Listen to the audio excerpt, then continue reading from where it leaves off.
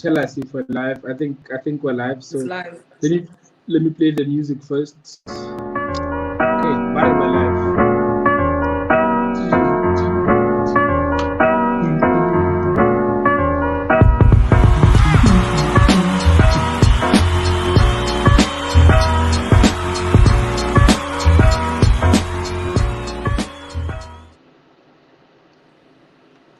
Okay, all right. Welcome to the late night show. Are you fine? Are you alive? Are you not load shedded? Do you have electricity? I mean, sort of, kind of. I don't know how. I think load shedding half. So my boy asked if it's about the black had bereki. So I keep every single day. The ANC teaches us new things. I mean, the government teaches us new things. Well, Askis. It's okay. It's okay. Okay. Askis, I apologize on their behalf. Thanks. My network is not the best, but I'll survive. Such is life, my brother. Such is life. Okay, just give me 2 seconds. I just want to fix this network thing. I don't buy this sometimes. Yesterday it did like some weird stuff. So before I fix it, let me. And I know people who said, "Oh, you started."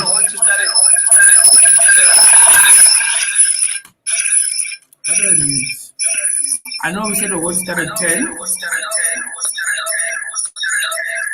And yeah, man, it's okay. It's almost 10 now.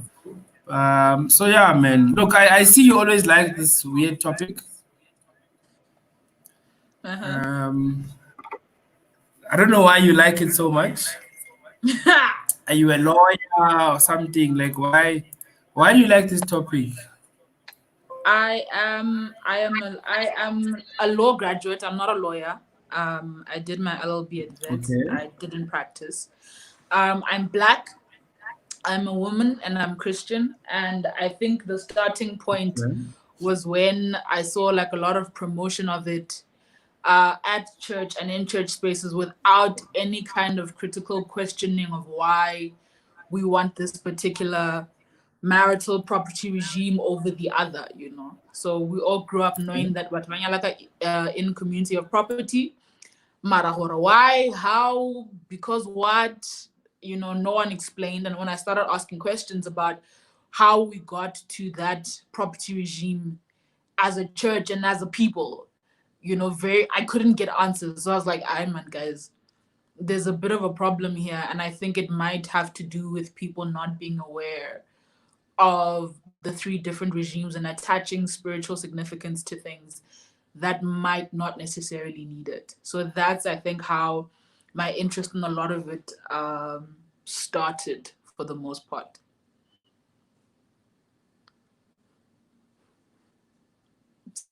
Sabo, can you hear me? You okay? I can't hear you. Can't hear you. I can't hear you. Tsepo, I can't hear you. I can hear you now. Okay, can you hear me now? Yeah. I muted myself. Please. Tsepo, I can't hear you. How come? I don't know. You can hear me now. Okay. Can you hear me now? Yeah. Okay, so maybe let's start you with an easier question, right? If you had to pick a marriage contract for yourself, which one would you prefer and why? I think so. There's 3. Can I start with the definition of what the 3 are? Yeah, sure. So there's 3. So you can marry in community of property. You can marry out to, and I'm going to use like basic definitions to help myself remember as well. So you can marry in community of property. That's the one we all know. What's yours is mine. What's mine is yours. We are responsible for each other's liabilities and assets whenever and however acquired at any point in our lives. So if you have 10 NSFAS loans and 3 Maseratis, when I marry you, I have 10 NSFAS loans and 3 Maseratis. That's in community of property. All of our assets and liabilities are put into one pot known as the joint estate. we are responsible for each other's debts and liabilities for the duration of the marriage as well. So if you default on those Maseratis, Standard Bank comes after me as well, because we are considered one person, legally speaking. The second one is out of community of property, just out with an anti-nuptial contract that does not exclude with an anti-nuptial contract, sorry. And that is an instant, and in that instance, what's yours is yours, what's mine is mine. At no point do our assets or our estates ever become joined.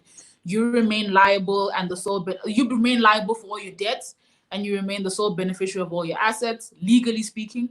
And I remain liable for my debts, and I'm the sole beneficiary of all my assets, legally speaking, right?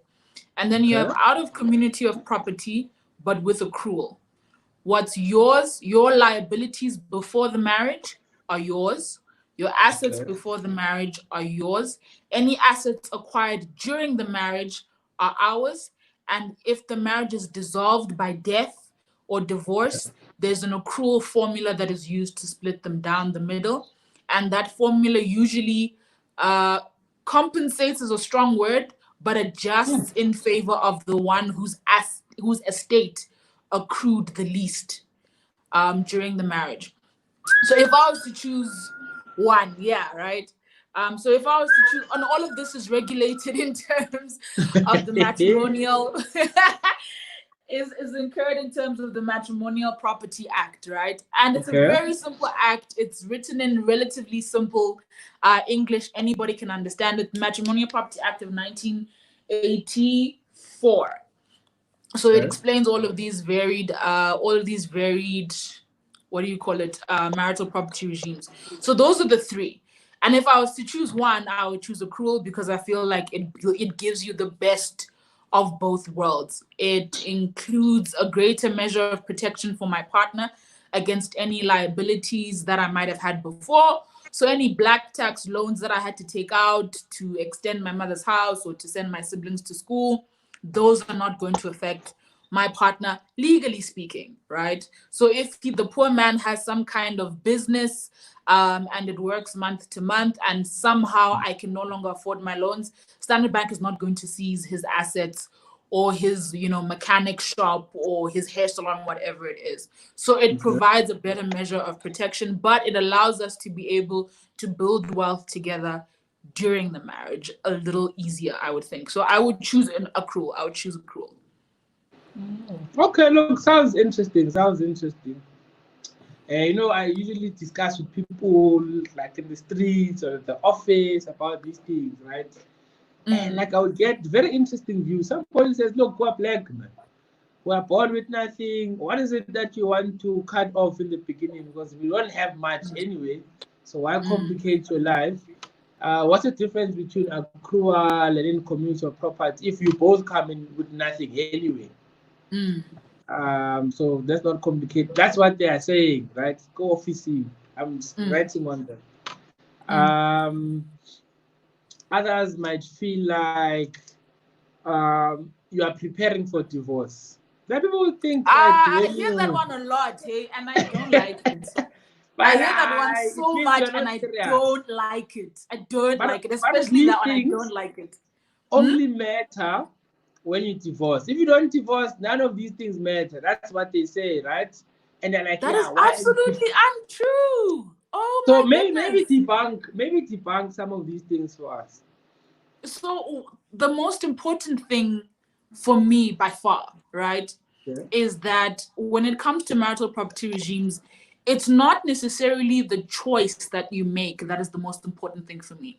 So you can choose in community of property, you can choose out of community of property, you can choose accrual. The thing that I find most valuable about the process is creating a culture of discussing money and discussing assets and discussing wealth creation with especially young Black couples. And it's very important to establish that culture early, because during that conversation, you sit and you think about, what kind of industry do I work in? What kind of industry does my partner work in? What kind of job security is there? Mutu omongo just has a tax reference number and they're self-employed.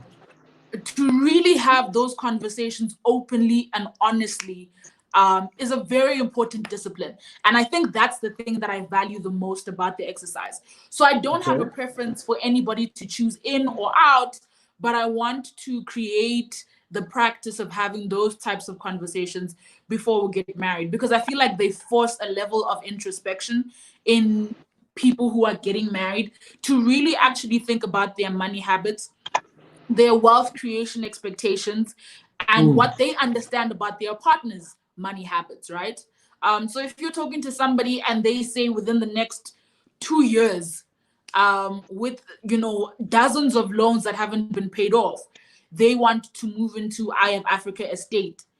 Mara, when you look at the credit score, then you already know that there's a conversation that needs to be had with your partner about your different money philosophies. You are somebody who wants to eliminate all debt first and then buy. So that for me is the most important thing, establishing that discipline. About wealth creation, about assets, about money philosophies. Ultimately, it doesn't matter which one you choose. I just want Black people to start a habit, particularly in intimate romantic spaces, of talking about wealth creation, about assets. I play movies. I play movies, right? So why? Let me explain to you. When I watch whatever movie I watch and how people get married, right? They bump into each other, some books fall, they lock eyes, they're happy. They go on dates, there are roses. Actually, Papa, can you marry me? There's no discussion about these things in romantic movies. There's no discussion about money in R&B songs. Like, when you speak about marriage, we're speaking love, we're speaking nice things. Why do you want to involve money? Like, why do you want to mess it up? It's about love. There are people who say that, and obviously I think they would be very naive to think that money does not matter.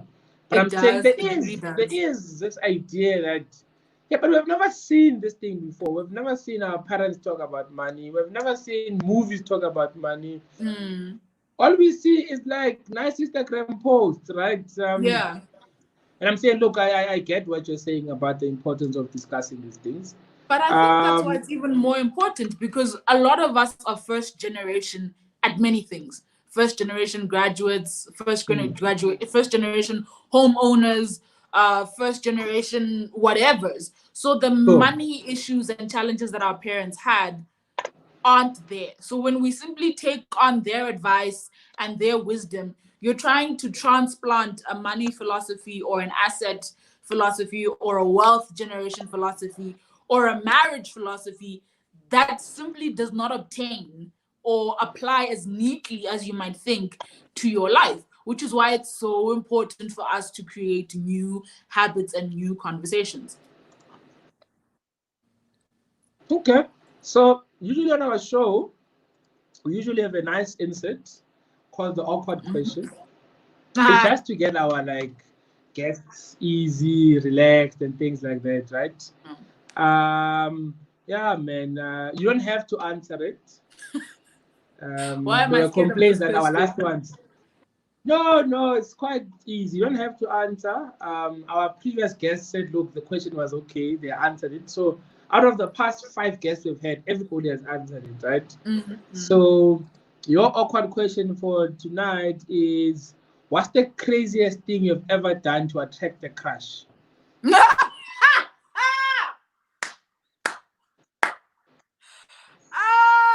Jesus. Wow, what is the craziest thing I've ever done to attract a crush? I was 13 or 14. Okay. We were, oh my God, this is so embarrassing. We were at church. Oh my God, no, I can't tell the story. We were at church, and my church has a program that's very similar to the Boys and the Girl Scouts. So you wear like the khaki shirt and like the the bottle green skirts and so on and so forth. and I had a crush on this boy. I think I was 12 or 13. Gorgeous. Wale Gwe, gorgeous skin, perfect height, sabo bad boy. And I remember I don't know if I can't remember if I was, but we were in the middle of a church service, literally in uniform. And I can't remember whether I was winking or I kept bending over to touch my leg. Yo, guys, I just was behaving really extra, physically extra, and he could see. And at some point he asked me, he was like, "What are you doing? Why are you behaving like that?" I think that was the worst. Second one was definitely giving a boy money because I wanted him to like me. I would laughing. Never doing that nonsense again. There's nothing wrong. I wouldn't recommend. But did it work? Did it work? No, it didn't. That relationship was so toxic. I cannot put it in words. So toxic. So toxic. Look, don't give men money, guys. Let's go back to the topic. So since your crush, the first one was around the church thing and the whole church vibe, right? So what's the whole vibe with the church and in community of property? So I was having I spoke to a pastor uncle, older authority figure person in my life. And he raised some really interesting points. But the church, for the longest time, and particularly my church, and I had this conversation with another friend yesterday as well, particularly my church, which is the Adventist church, advocates very strongly for in community of property. I have asked several people where the biblical imperative or principle for this comes from. I haven't found a lot, but I think the strongest one comes from Genesis 2, which is, therefore shall a man leave his mother and his father, and he shall cleave unto his wife, and they shall become one flesh. The way I read that verse, that verse is talking about sex. It's literally just you will become one flesh. But people disagree with me, and there's some very valid and legitimate reasons, right? It promotes oneness, it promotes unity. Apparently, you feel that the two of you are one in the same boat. You are more careful about the decisions that you make because you can understand that they will affect the family person, the family estate. If one goes bust, you're more invested in their safety and their economic recovery because you could go bust as well, right? So those are some of the ideas that I've been getting a lot. The other one is the one that you raised earlier, which is that you're getting ready to get divorced, right? Because if you get married out of community of property, it's just easier to wake up and walk out of your union one day, which I don't think is necessarily true. And the reason why I don't think this is necessarily true is not because I disagree with pastoral wisdom or theological interpretations of the text. I disagree based on the data. We don't have enough information in the church. We don't have a big enough sample of people who have chosen across the three marital property regimes for us to be able to say definitively, this is the impact that a marital property regime has on a Christian marriage. So in 15, 20 years, because one of the biggest generation that I've seen that is interacting with these marital property regimes is ours, and maybe 5 years back, right? Maybe 10 years back.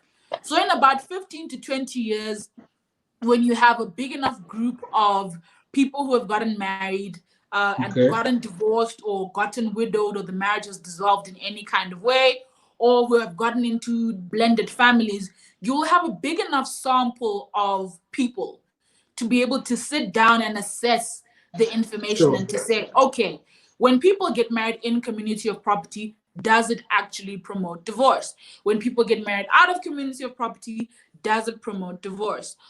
When people get married in accrual, how does that affect their communication? How does that affect their money habits? I also think that when we say that it must be in community, we ignore that a large percentage of marriages end because of financial issues, right? So then we're running away from that reality as well when we say that, well, in community of property is the best thing. That's the first thing. The third thing is that you also have a lot of people who are in horrifically dysfunctional marriages. And dysfunctional in the sense that the parties are simply no longer united, or it's all the way abusive and very violent and is putting someone's life in danger. But you can't afford, literally cannot afford to get divorced because you will be completely bankrupt and financially ruined. So I do think that to a certain extent, we might be promoting marriage, by financial duress, because we're not creating two people who sit down together with intention, with desire, with forethought, with foresight, and decide to get married because of X, Y, and Z.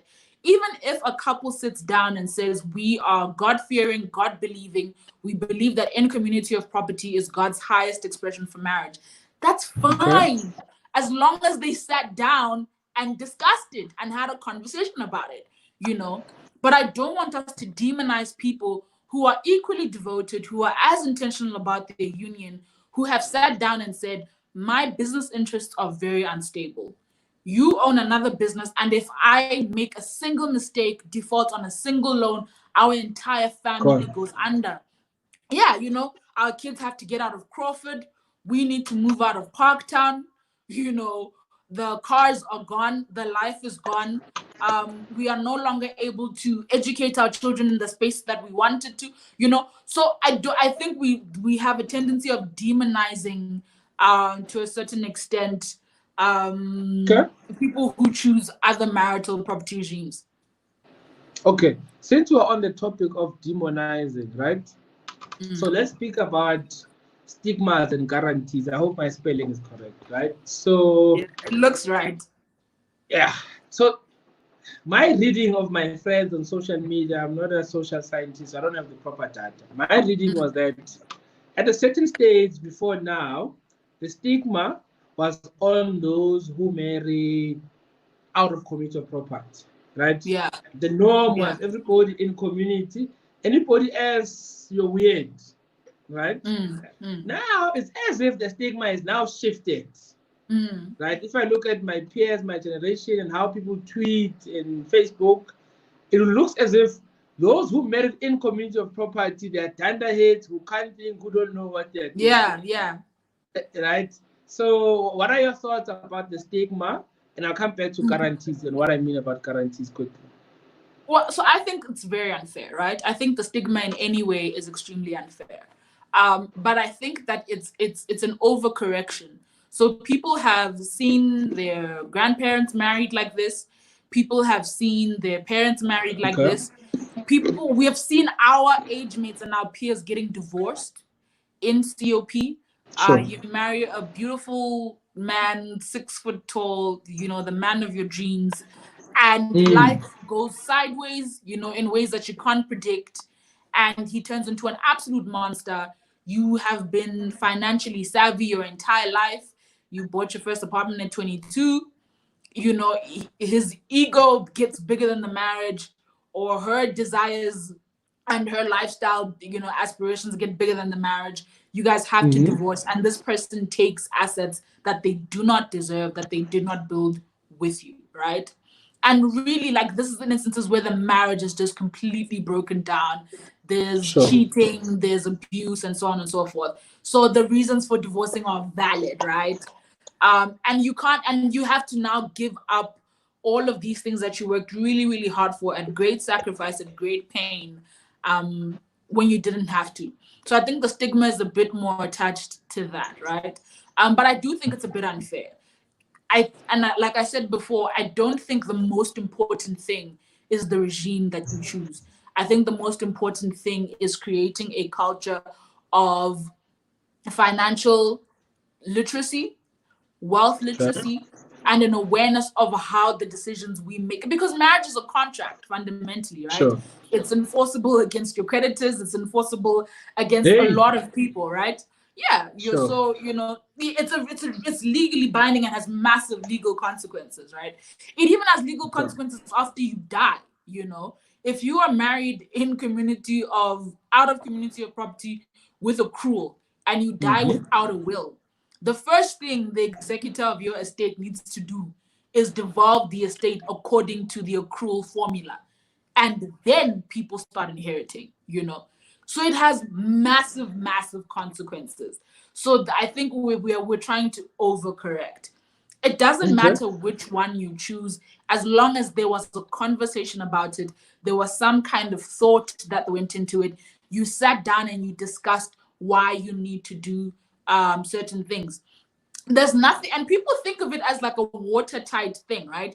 In as much as it's a legal contract, ultimately it's a legal contract. It does not affect necessarily the day-to-day arrangement of how you run your family finances, right? Are you sure? Are you sure? No, not necessarily, because let's say, for example, my parents, for example, are married in COP, right? And they buy a house. Nedbank is going to take the entire bond amount out of one person's salary. It's not going to take 2.5 from my mom and 2.5 from my dad. There's nothing, but legally, on paper, they are both legally liable for the payment of that house. I get, because they are co-purchases. But nothing precludes them from saying, okay, love, I think it's better because you are a government employee and you have access to housing subsidies for the bond amount to come out of your account. Even though, legally speaking, we both owe Nedbank the money. Do you understand what I mean?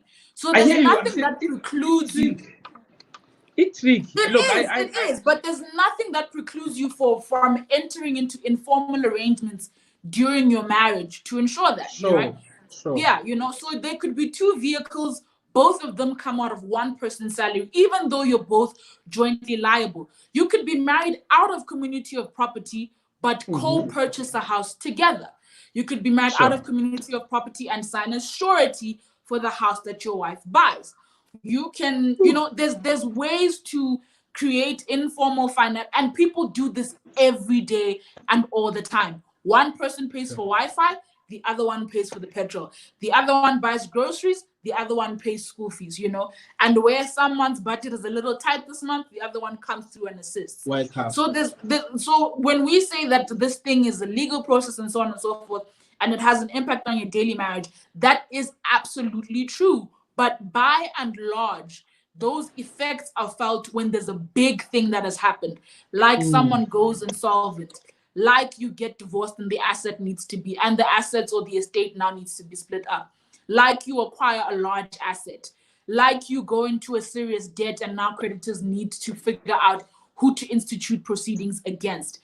Really speaking, that's when you feel the effect of your marital property regime. But on the day-to-day, in practice, couples constantly make informal financial arrangements where one person bears the expenses for an asset or for a liability, even though they are jointly or not jointly liable for that particular thing. So it does not stop you from entering into those informal arrangements once you're married, to say, to run the administration ya muntu. So and then mama let's come back to the what I call guarantees, right? So we switched again. What happened? Yeah, I just switched us around. Yeah. Now there are people who are convinced that out of community has some level of guarantee and it's safer, right? There's a joke here on my WhatsApp that says, look, me and you can have these informal agreements, right? Let's say, agreeing that no, we're not actually. Please take the risk. Go gamble, and go into a business, right? At least the kids will be safe. For some reason, like, no, go gamble. Then when things don't go so well in the gamble of the business, you have me as backup, right? And if they go well, you must share with me, right? Yeah. Sure. Here goes Tepo. He goes, gambles, and things go well. Tepo decides not to share with you. Gone. Like, it's his estate. It's so-called, right? Or things don't go well, and you're like, I Tepo skis. Now I'm not going to support you. And I'm not going to be involved, right? Yeah. So I'm just saying, there are those who say, look, either way, there's no guarantee. Either way, there's a lot of guarantees. There are many talks about it. But I want us to go to the quick brain challenge. Let me explain the rules. It's like it's easy. It's easy. It's so easy, right? This is such a Shemba- real late night show, guys. I feel like I'm on Jimmy Fallon. Or It's Jimmy really Kimmel. So you can see the seconds on the screen, right? Yeah. Those, Are you sure you want to that- play a numbers game with a law student? This is going to end badly. No, it's not a numbers game, actually. It's There's really a not reason numbers why game. we did law, Tebo. We avoided This is the numbers. last person's. This is the score of the last person, right? This is not the top score, by the way. The top score is actually 44 seconds 0.89. That Who belongs scored to. that? It's Totela. Kitsibile. Aye. It's Totela and Karabo jointly, actually, right? So it's two people at the same time. So you can't be beat by two people. So I'm going to ask you an either-or question, and you must pick one. Yeah? Okay. That's all. You must pick one as quickly as you can. The problem people Okay. take long because they want to think too much. That's why they get too long. So I'm going to start. So you just pick one, and that's all. Okay. 10 questions, right? 5, 4, 3, 2, 1. Let's go. Dog or cat? Dog. iPhone or Android? iPhone. Working alone or working in a team? Working in a team. DA or ANC? Yes, like ANC. Chimamanda or Angela Davis? Chimamanda. Love or money? Money. Continue with your life or restart it? Restarted. AKA or Casper? Neither. AKA. Missionary or doggy? What? Missionary. I believe in the church's positions on positions. Horror or comedy? Comedy. Okay. You were close. You were close. I think you lost a lot of time at the DA ANC one, but it's okay. Whatever, though. Whatever. And you also lost a lot of time explaining the church and Hey, yo, my But I parents are on understand. Facebook. I'm not trying to get no questions. What are these dog things that you're doing, Tanya? What is doggy? not too bad, not too bad, not too Nah, bad. mommy, I don't know. It was Labradors. And no, then life is nah, bro. Okay, so maybe let's conclude with the last question of the night. So, what's the point of all these contracts? So the point of them, so previously, prior to the promulgation of the Marital Property Act, right? Okay. Oh, and Matrimony Property Act. One of the most important things to remember, and I'm gonna forget this, if you celebrate your lobola, right? After lobola, if you celebrate your lobola, mahadi, and bayatan twang liboning and hunale lanche. You guys are married and you're married in community of property. Customary marriages, the default position is that you're married in community of property. So when you begin to consider doing mahadi, please consider seeing an attorney then if you want to get married out of community of property, all right? At that point, you need to see them then, not before the white wedding. The white wedding is not when your marriage comes into existence. You need to see it during mahadi.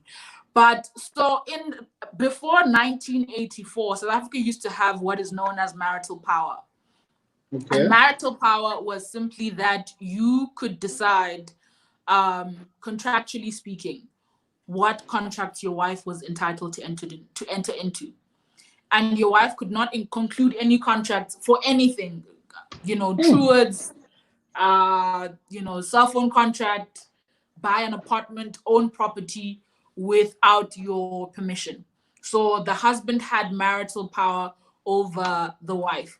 Once marital power was then abolished and wives were in full, and after you got married, you were able to be in full control of your assets, you needed to then create a regime that managed these two new estates, right? So beforehand, if you got married to your husband decided marital property, I had marital power over you. Okay. You used to have the rule of primogeniture, which meant that assets would devolve. Primogeniture simply means that inheritance passes through the male line. So all of your assets would not go to your wife and the girls. they would go to Neo because he's your closest male relative. For example, your Sure. brother Yeah. would be your closest male relative. So now when you get rid of those things, right, and women are able to hold property in their own right, to inherit property in their own right, you then need to create a regime for how these different you have now in effect created two separate estates, or the possibility of two separate estates in the union. So now that you've done that, you need to find a way to regulate those estates. And the way that you regulate it was by having these three regimes. So you could get married. So you could remain in community of property, where there would still be a measure of your financial decisions affect the other, and so on and so forth. You could get married out, where you could decide to enter into a marriage without combining your assets, or you could get married subject to accrual. So my understanding, and I might be a little bit rough on my legal history there, but my understanding was that it came up when we now got rid of things like marital power, when we got rid of primogeniture. There needed to be a way to regulate the dual estates, in essence, that you had now created. Okay. Maybe let me sneak in a bonus question, right? Can we change these things? So can we change these things without divorcing? Yes, you can. You can. If you get married in community of property, you can get married out of community of property. If you do it without any hassle before 3 months, I think. So if you get married in March, you have until June to change it. If you change it after June, it takes a lot longer, and it takes longer because in terms of when you get married, your name is entered into the marriage register, right? Sure. And that becomes information that's available to your creditors. So when Standard Bank is considering giving you a home loan, they type your name into a database, whatever, you and your wife pop up, right? And then they look at the marital property regime you have, and on the basis of that, they decide what kind of credit to extend you, right? Okay. If there are any loans or liabilities that you entered into together, and then 15 years in, you want to now separate things, your creditors are entitled to know, and they have an opportunity to come and make representations. So you can change it. It takes a lot of time, takes a lot of money. I've heard estimates of anywhere between 6,000 to 30,000 rand, if not more, depending on the size. 14 to 30,000 rand, depending on the size of the estates, I think. So the biggest reason you can change it, but the biggest reason why it's a hassle is because your creditors need to also be informed and need to have an opportunity to come and make representations before then. Your assets then need to actually be split up. So you need to go to deeds office and unregister the joint, house and put it in one person's name, right? You need to go to Standard Bank, remove the Maserati from the other person's name to the other person's name. Those things take time.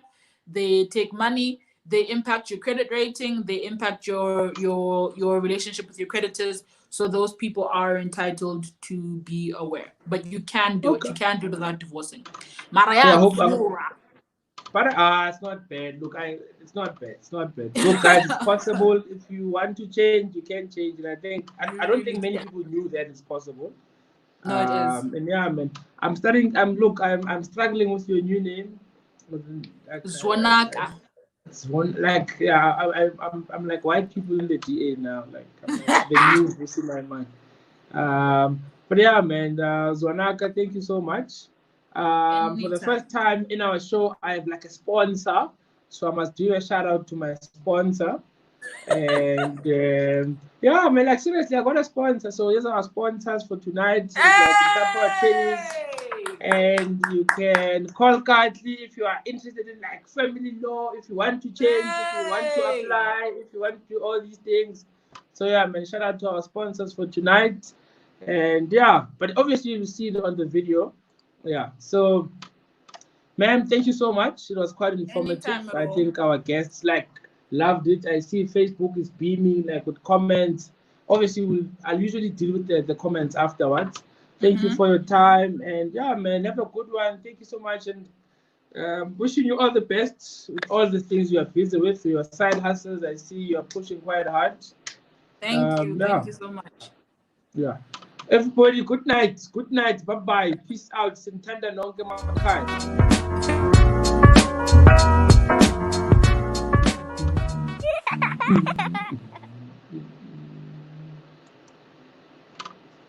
Peace.